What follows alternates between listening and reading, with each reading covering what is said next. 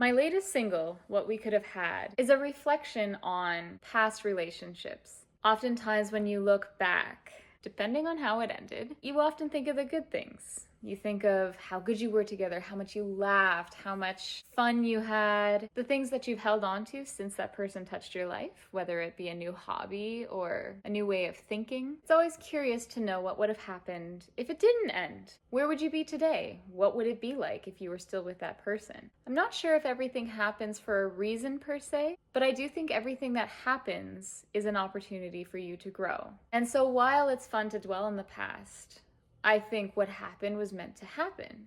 You aren't the person you were back then. So in the chorus, the lyrics are, what we had was just a fad.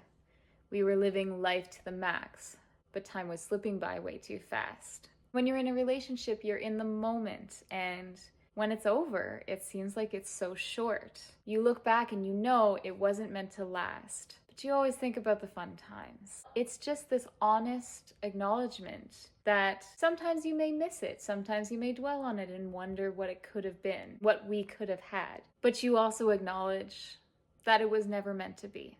And I actually think that's something beautiful about all the people we encounter, whether it's a romantic relationship, a platonic relationship, or just a very brief moment shared. These moments that we create in life bring us to where we are today. And the best thing that you can do is learn from it and hope that the other person learns something as well. If you haven't already, check out What We Could Have Had by Monique and Reverie on all your streaming platforms.